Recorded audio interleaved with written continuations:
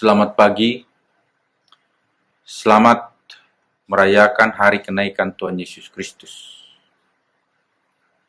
Jemaat terkasih, kita akan membaca firman Tuhan dari Lukas pasal 24, ayat 44 sampai dengan 53.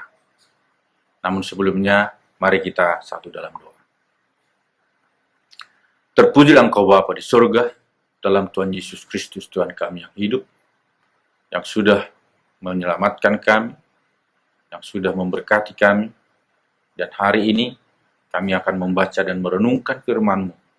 Kami mohon agar Roh Kudus membukakan kebenaran firman-Mu kepada kami, dan juga memampukan kami untuk melakukan dalam kehidupan kami hari lepas hari. Berfirmanlah Tuhan, kami sudah siap mendengarkan Engkau. Amin. Lukas pasal 24 ayat 44 sampai dengan 53. Demikian bunyi firman Tuhan. Ia berkata kepada mereka, "Inilah perkataanku yang telah kukatakan kepadamu ketika aku masih bersama-sama dengan kamu, yakni bahwa harus digenapi semua yang ada tertulis tentang aku dalam kitab Taurat Musa dan kitab nabi-nabi dan kitab Mazmur."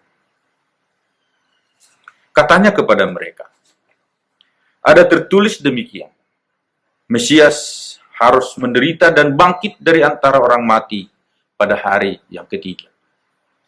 Dan lagi dalam namanya, berita tentang pertobatan dan pengampunan dosa harus disampaikan kepada segala bangsa, mulai dari Yerusalem. Kamu adalah saksi dari semuanya ini. Dan aku akan mengirim kepadamu apa yang dijanjikan Bapakku.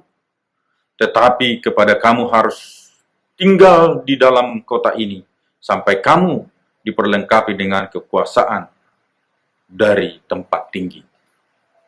Lalu Yesus membawa mereka keluar kota sampai dekat Betania. Di situ ia mengangkat tangannya dan memberkati mereka. Dan ketika ia sedang memberkati mereka, ia berpisah dari mereka dan terangkat ke surga.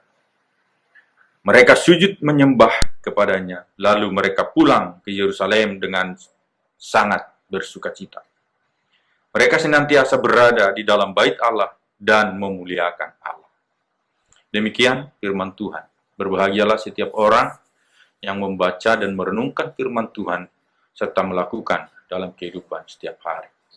Terpujilah Kristus. Haleluya. Jemaat yang dikasihi oleh Tuhan Yesus Kristus, hari kenaikan Tuhan Yesus Kristus seharusnya tidak mengurangi makna bagi kita. Dibandingkan dengan hari-hari raya besar yang lain, hari Natal, Jumat Agung, hari kematian Tuhan Yesus, atau Paskah, hari kebangkitan, tidak kurang pentingnya kita memahami hari kenaikan. Karena semuanya satu rangkaian misi penyelamatan Tuhan Yesus untuk manusia, untuk orang yang percaya kepada Kristus. Hari ini, tema buat kita adalah diberi kuasa untuk menghidupi tugas panggilan. Saudara yang terkasih dalam Tuhan Yesus Kristus, 40 hari setelah kebangkitan Tuhan Yesus Kristus adalah hari kenaikan ini. Di dalam 40 hari ini, setelah Tuhan Yesus bangkit, Yesus menampakkan diri kepada murid-muridnya dengan berbagai cara dan juga dengan berbagai tempat. Murid-muridnya ada yang langsung percaya, ada juga yang tidak percaya. Tidak mudah mereka menerima, tidak mudah mereka percaya. Kita tahu Thomas, begitu dia bilang, "Sebelum aku mencucukkan tanganku ke bekas paku di tangannya, aku tidak akan percaya." Dan Yesus datang untuk Thomas. Tapi akhirnya Thomas percaya, walaupun dalam firman Tuhan dikatakan, yuk Thomas tidak mencucukkan tangannya, tapi dia percaya. Tapi Yesus berkata, berbahagialah orang yang percaya walau tidak melihat.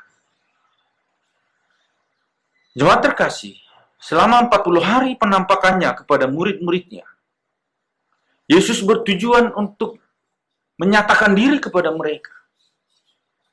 Yang pertama adalah bahwa Yesus ingin menegaskan bahwa kebangkitan Yesus itu benar-benar nyata. Bukan hanya cerita. Bukan hanya nubuatan. Tetapi benar-benar nyata. Yesus kebangkitan itu benar-benar nyata. Dan itu makanya Yesus menampakkan diri kepada Maria, kepada Petrus, kepada murid-murid yang lain. Selain itu adalah Yesus juga ingin menegaskan penampakannya kepada murid-murid yang ingin menegaskan bahwa yang bangkit itu benar-benar Yesus yang mati di kayu salib.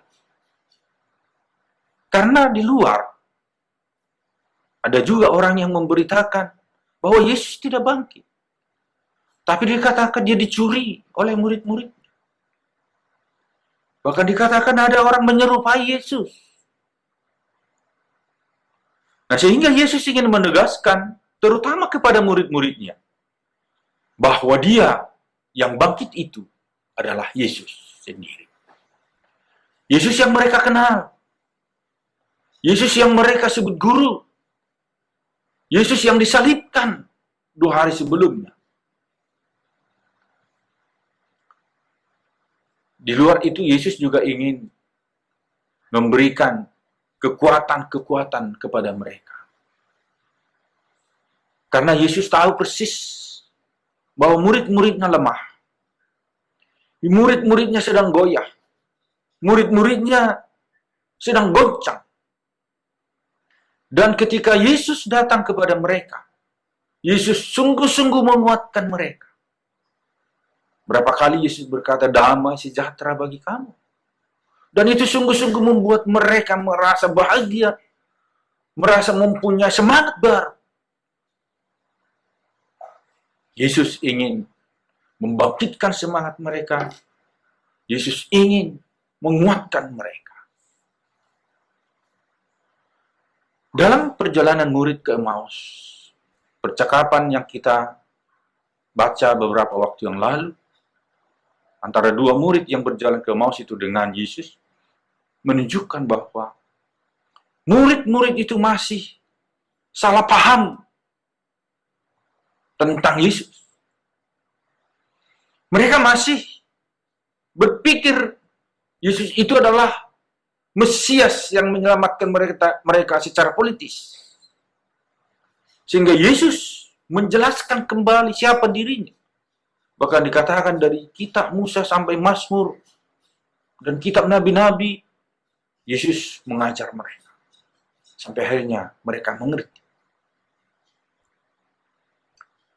Bahkan sampai bacaan kita ini,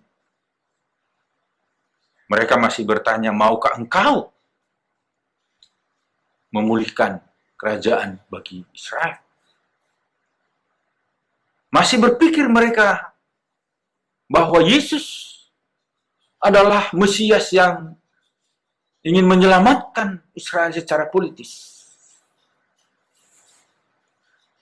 Sehingga Yesus sungguh-sungguh serius ingin meluruskan pemahaman mereka. Ingin meluruskan konsep mereka terhadap Yesus itu sendiri. Yesus menyatakan diri kepada murid-muridnya, juga ingin mempersiapkan murid-muridnya untuk meneruskan tugas memberitakan Injil. Yesus ingin mempersiapkan mereka meneruskan misi yaitu supaya misi penyelamatan di dalam Yesus Kristus itu sampai kepada seluruh dunia. Sehingga Yesus mempersiapkan mereka dengan kuasa juga. Yesus mempersiapkan mental mereka juga. Maka Yesus berkata, aku akan menyertai kamu senantiasa. Bahkan aku akan mengutus Roh Kudus kepadamu, Roh penolong yang menguatkan kamu. Dan Yesus berkata, jika aku di dalam kamu, dan kamu di dalam aku akan menyertai kamu senantiasa. Karena itu jemaat yang terkasih dalam Tuhan Yesus Kristus.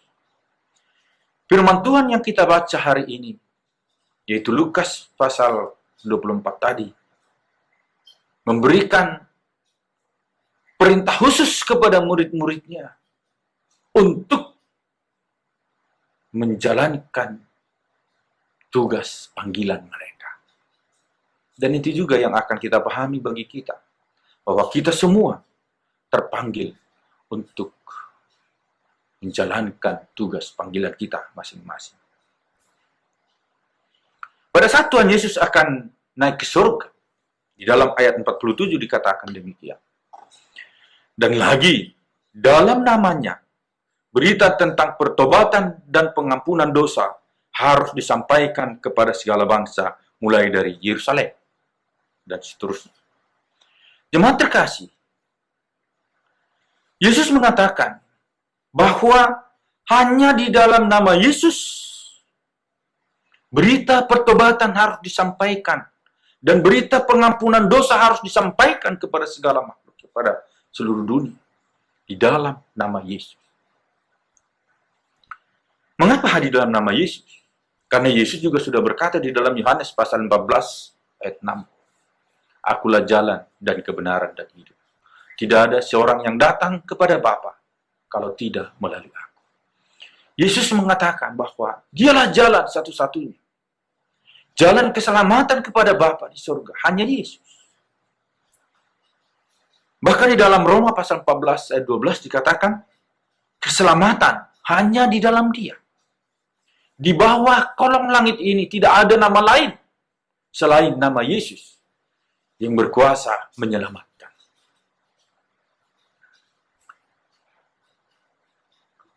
Roma 10 ayat 13 juga dikatakan bahwa siapa yang berseru dalam nama Tuhan Yesus, siapa yang berseru dalam nama Tuhan Yesus akan diselamatkan. Menunjukkan bahwa berita keselamatan, berita pertobatan, berita pengampunan dosa di dalam Yesus, hanya di dalam Yesus, harus disampaikan kepada seluruh dunia. Bahwa tidak ada jalan yang lain. Tidak ada lagi nama yang lain di muka bumi ini untuk keselamatan, untuk ampunan dosa. Di dalam nama Yesus, pengampunan dosa diberikan. Di dalam bacaan kita juga mengatakan bahwa Yesus menjanjikan Roh Kudus yang akan menolong, menyertai, dan menguatkan murid-muridnya untuk memberitakan Injil. Roh Kudus menjadi penolong karena Yesus tahu murid-muridnya juga akan lemah. Murid-muridnya memiliki banyak kelemahan. Kadang-kadang ada yang tidak percaya. Bahkan Petrus pun mudah goyah. Dia menyangkal Yesus.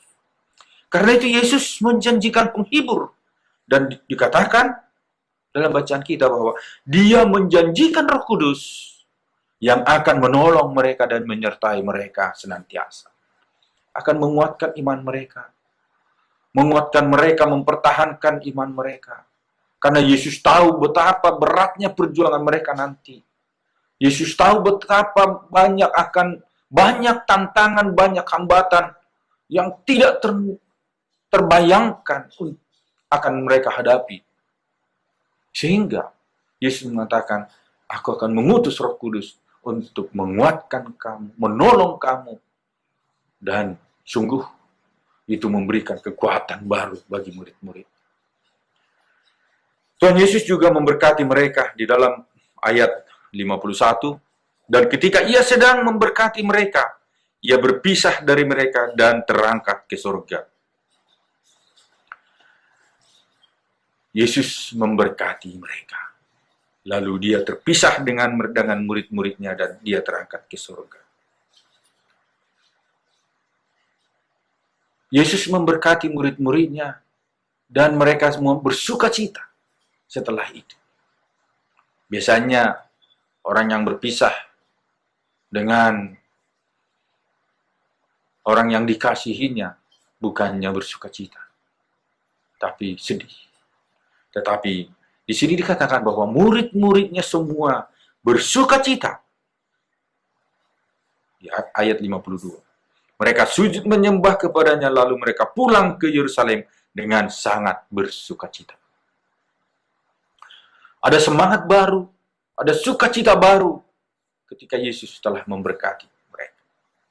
Karena itu Bapak Ibu terkasih dalam Tuhan Yesus Kristus, hari kenaikan ini juga bagi kita adalah berita sukacita. Dengan kenaikan Tuhan Yesus bagi kita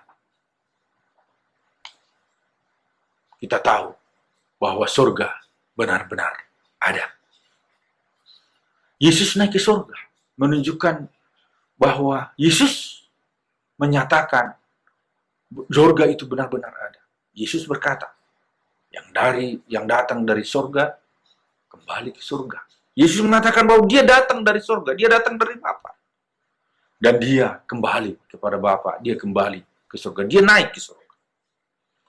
Karena itu tidak hanya bayangan, bukan hanya cerita bohong bahwa surga itu benar-benar ada.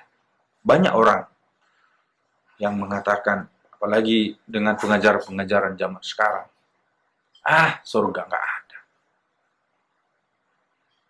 Tetapi kenaikan Tuhan Yesus menyatakan kepada kita bahwa surga benar-benar ada. Yang kedua adalah bahwa apa yang dijanjikan Tuhan Yesus, dia naik ke surga untuk menyediakan tempat bagi setiap orang yang percaya kepadanya. Dan di rumah Bapakku banyak tempat tinggal, Yesus berkata. Artinya bahwa kenaikan Tuhan Yesus, kita tahu betul adalah menggenapi janjinya yang mengatakan bahwa dia akan menyediakan tempat bagi setiap orang yang percaya kepadanya. Dan yang berikut adalah bahwa dengan kenaikan Tuhan Yesus, kita tahu bahwa setiap orang yang percaya kepada Yesus mempunyai tempat, karena Yesus telah menyediakannya bagi kita. Karena itu Bapak Ibu yang terkasih dalam Tuhan Yesus Kristus, di dalam kita memaknai kenaikan Tuhan Yesus ini, marilah kita sadar untuk hidup sesuai dengan perintah Yesus. Seperti apa yang dikhotbahkan minggu lalu, ketika Yesus berkata, orang yang mengasihi aku adalah orang yang mentaati perintah-perintahku. Karena itu dengan kenaikan Tuhan Yesus, fakta bahwa Yesus benar-benar naik ke surga untuk menyediakan tempat bagi kita, seharusnya membawa kita kepada semangat baru untuk semakin taat, semakin setia untuk hidup sesuai dengan firman Tuhan. Dan juga untuk membawa kita semakin yakin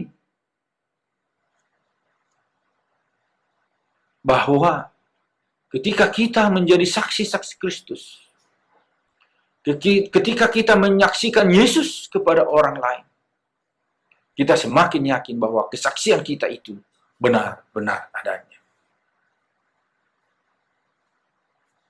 Banyak tantangan yang akan kita hadapi. Banyak hambatan, banyak godaan di dalam kita menjalankan tugas panggilan kita. Tetapi bersama Yesus, maka kita akan dimampukan dan dikuatkan. Untuk itu Bapak Ibu yang terkasih, semakin kita dimampukan untuk menjalankan tugas panggilan kita, semakin kita memahami, meyakini kenaikan Tuhan Yesus, semakin kita dimampukan untuk menjalankan tugas panggilan kita. Rasul Paulus dalam Efesus pasal 1 ayat 17 berkata kepada jemaat di Efesus bahwa aku pun, mulai ayat 16, aku pun tidak berhenti mengucap syukur karena kamu, dan aku selalu mengingat kamu dalam doaku, dan meminta kepada Allah, Tuhan kita Yesus Kristus, yaitu Bapa yang mulia itu, supaya Ia memberikan kepadamu roh hikmat dan wahyu untuk mengenal Dia dengan benar. Rasul Paulus tahu juga bahwa jemaat di Efesus perlu hikmat yang daripada Tuhan untuk semakin memahami lebih dalam lagi tentang tugas panggilan sebagai murid-murid Yesus.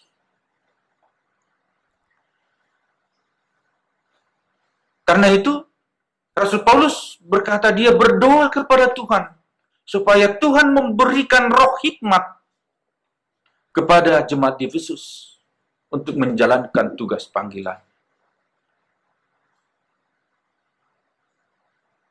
Sehingga